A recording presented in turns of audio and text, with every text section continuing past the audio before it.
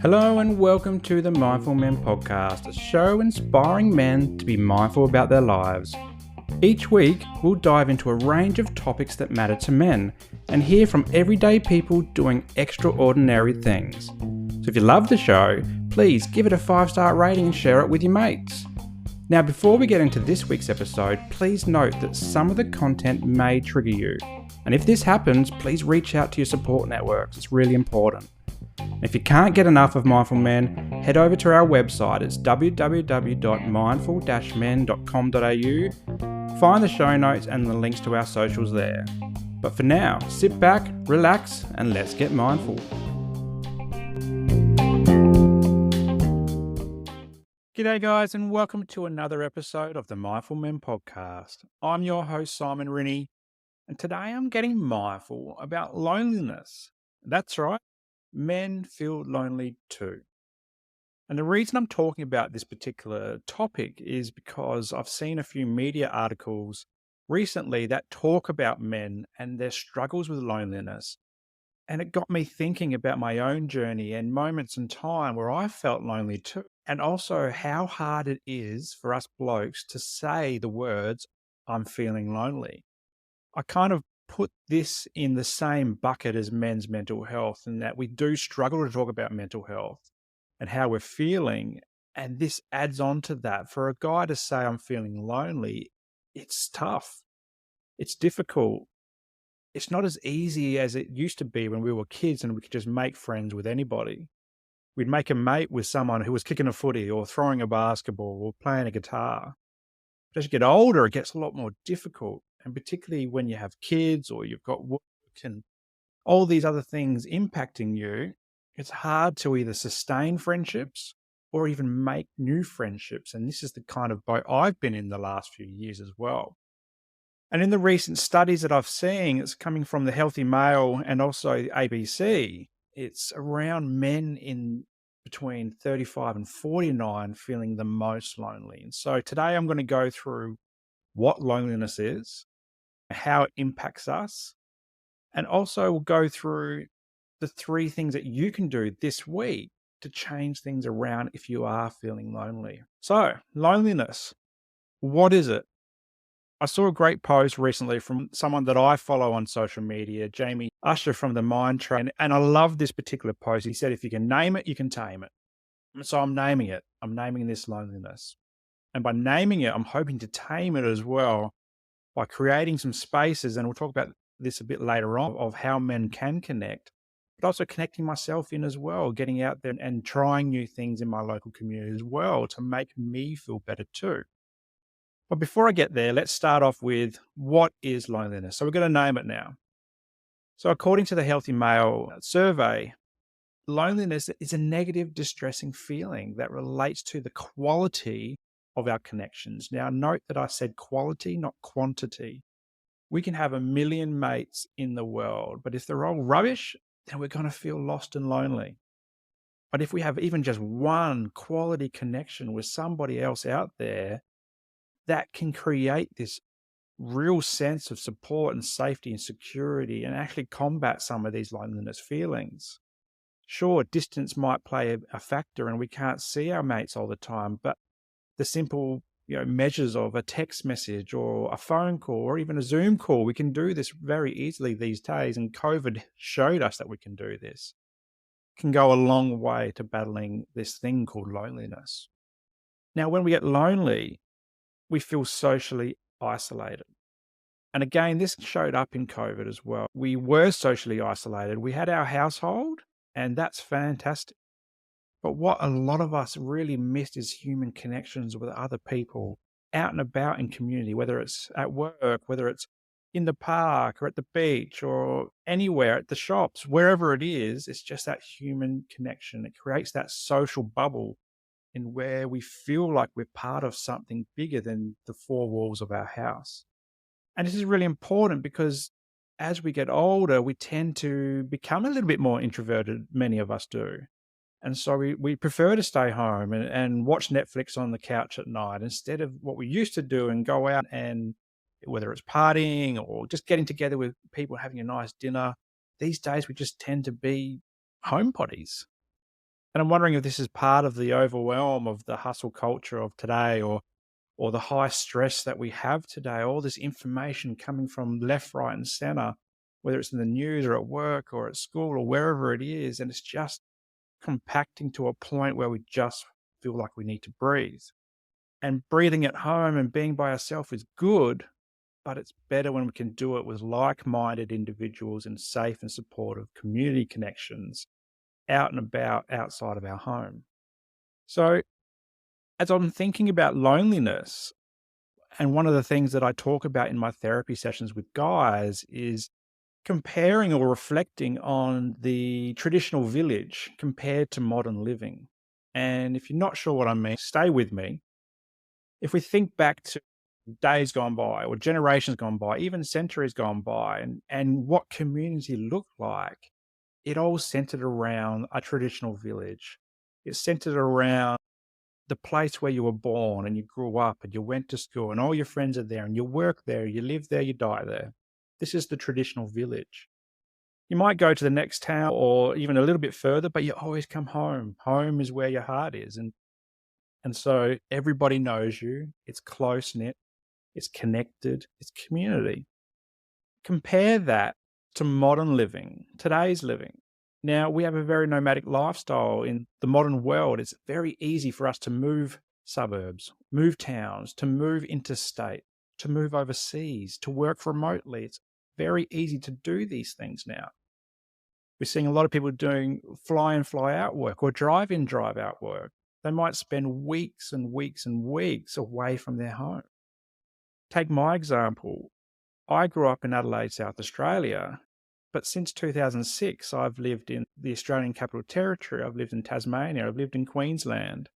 I actually haven't lived in South Australia since 2006, and it's now 2023. And over this period, what I've found is a real struggle connecting in with wherever I'm living and finding new friends, putting myself out there.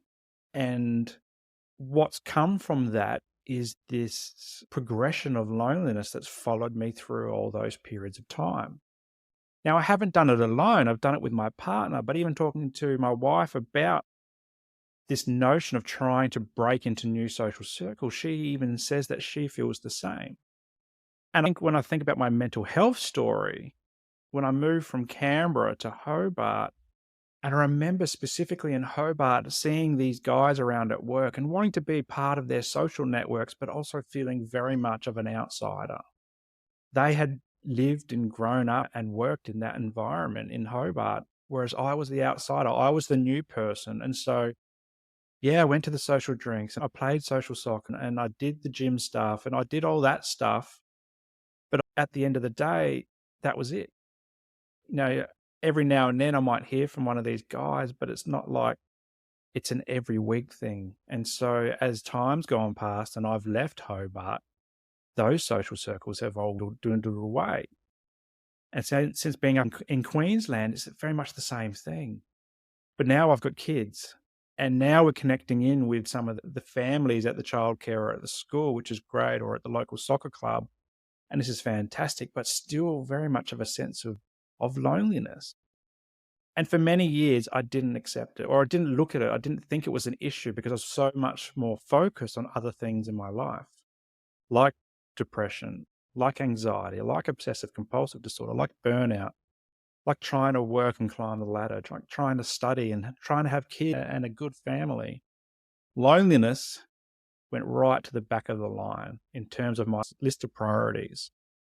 But as I'm about to turn 40, and this episode probably coincides around my 40th birthday or maybe a little bit later, I'm trying to turn this around now. I feel like I've spent so long in isolation and doing things by myself that I'm actually yearning for community. I want to be out there and doing things and connecting with people. And I know I'm not alone. And I mentioned before, it's not about the number of mates, it's about the quality of mates that you've got. So why are guys getting lonely? Well, according to the Healthy Male survey and what's been reported in the ABC, it starts with that connection. It's how deep are those connections?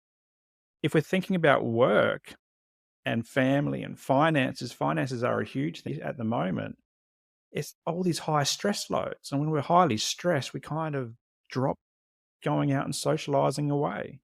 Finances, for example, we don't have as much money to go out for dinner or out for drink or do social things anymore. And so we're reverting to the couch potato lifestyle because it's cheap and it's easy. Or maybe we've had like hugely highly stressful days or weeks or months, and all we want to do on the weekend is just sit on the couch or stay at home. We don't want to socialize. We're just overwhelmed. Other factors that impact men particularly is around divorce rates or lost jobs. So many men, and I put myself in this basket too, is that when we get with a partner or get married or have kids, we focus solely that social circle which is in our household, and we kind of let our friendships spread thin. As I said before, it's the kind of work we do. Are we fly in, fly out, away from home for weeks on end?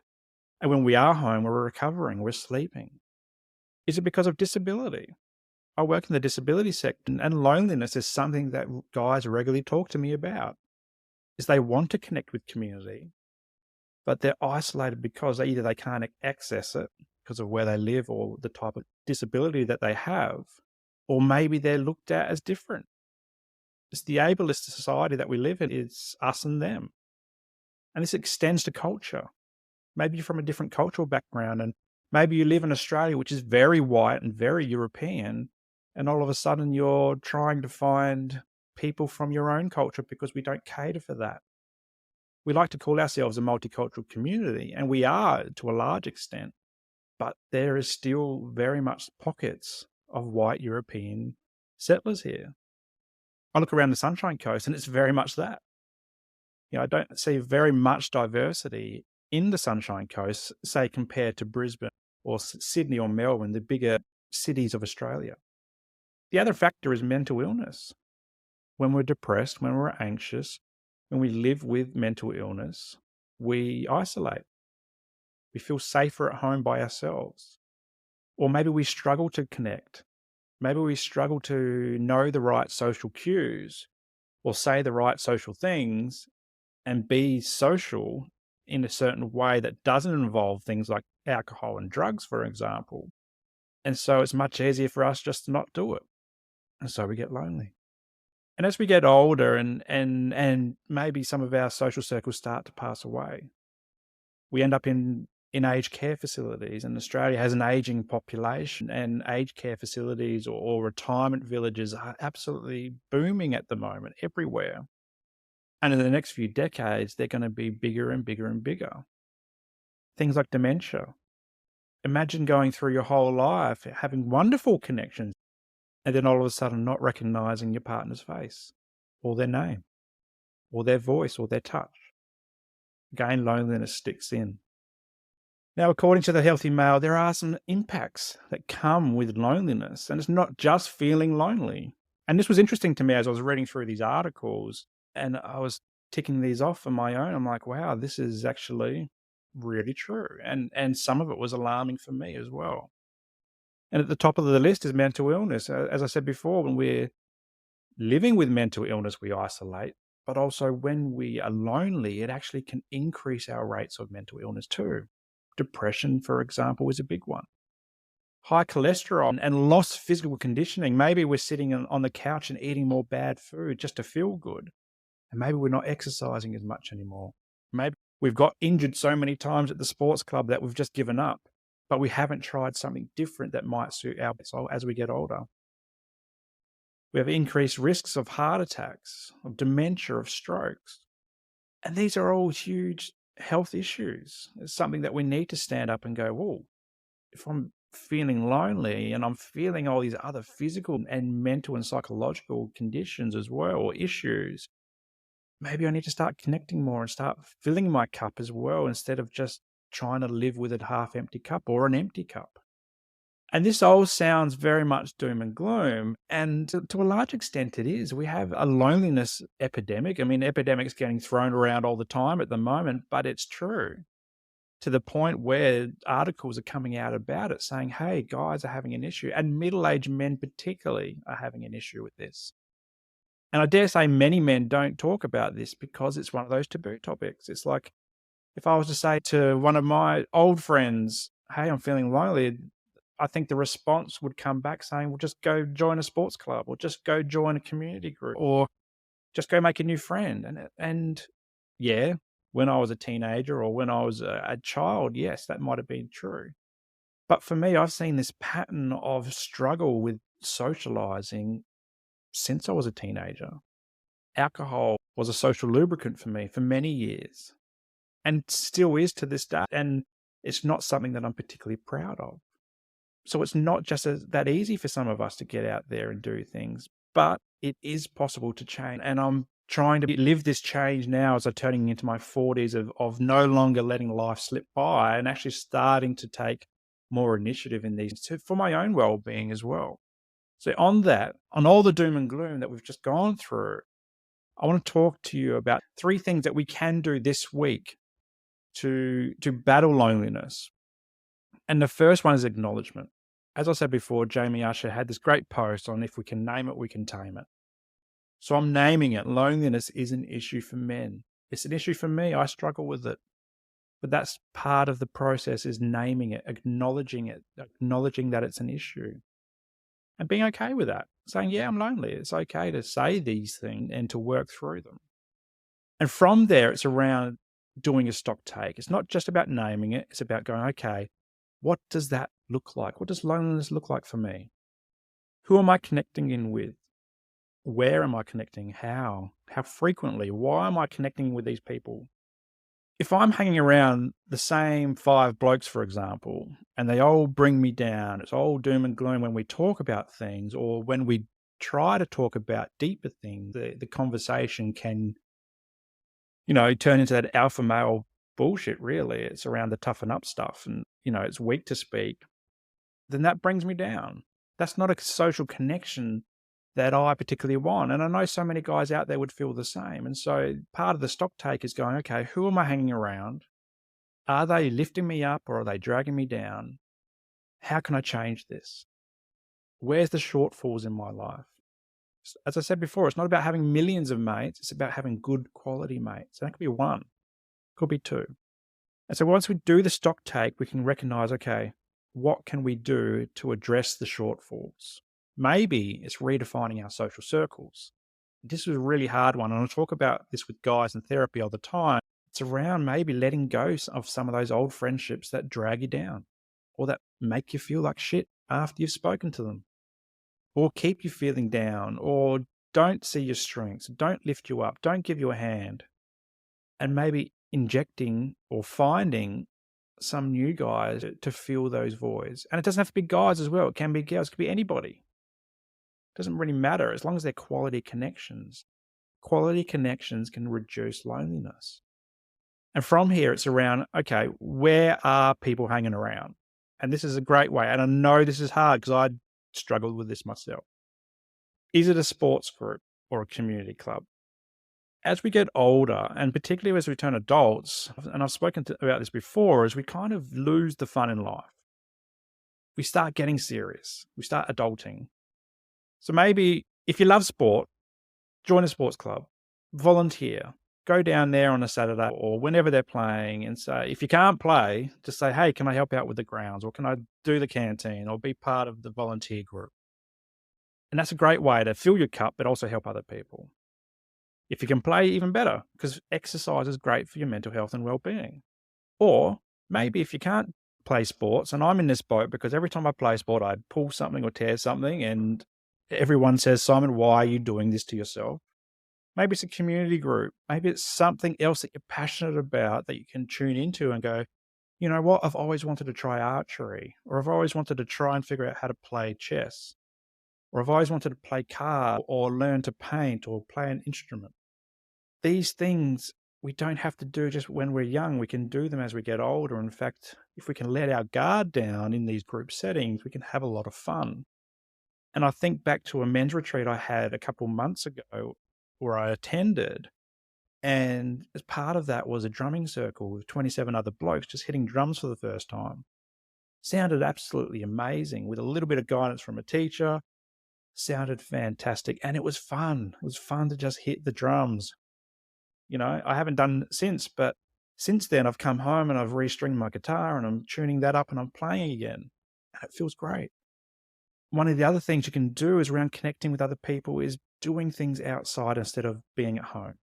And this is kind of like connection without connection. This is why I do a lot of my therapy outside, is because we can walk past people and say g'day as we walk past them, or just even a smile can light up their day and light up our day. Or maybe you do something like reading. Instead of reading at home, why don't you take your book out to a cafe or a local park or sit at the beach? Because you inadvertently connect with other people just by being near them. Again, if you go for a walk, say hello to people as you walk past them, or just a nod, just a wave. It helps you feel connected. And if this is all too hard, maybe you just need a little bit of extra support. And there's two ways that Mindful Men can help you with this. And that's one, through therapy. You can come into therapy and we can have a set and work out that loneliness maybe is an issue for you. And we'll together work out strategies to overcome that and connect you in with local people or people in your networks, or even just maybe improve the relationships that you have with some tips and tools that I've got as a therapist. And the second one is very brand new to the Mindful Men community. I want you all, if you're listening, to come and join the Mindful Men community page on Facebook. Here is a safe space where men who are on their own mindful missions can all come together, combat loneliness, but also create a sense of community. I'm going to be checking in regularly in the Facebook group. I'm going to be putting in their posts about different things around mindfulness and men stuff. And we can just lean on each other and start building a network of people in our lives that we can draw from. And whether it's someone to catch up with a coffee on the weekend, or even a Zoom call, or even just encourage us as we're going through life's challenges, the Mindful Men Facebook community page is a free and easy thing for you to do today to start combating loneliness. So in closing, I want you to think about loneliness. Think about how you're feeling at the moment. Are you feeling socially isolated? Do you need to change things? And if you do it because A, it feels good, but it also improves things like your physical and mental health. It can combat things like dementia, heart attack, stroke, whatever it is, and stop feeling so lonely. So we've named it, and I've given you some ideas to tame it. Now it's up to you. Get out there, create community, connect with community, and let's combat loneliness together. I hope you enjoyed today's episode. I really did enjoy talking about loneliness with you. And if you want some more information about Mindful Men, head over to the website. It's mindful-men.com.au and find out more about what's going on in the Mindful Men world. And remember to jump onto the Facebook community group as well. I'd love to have you there. Links will be in the show notes below. Well, that's it for today. My name's Simon Rinnie, and until next time, stay mindful.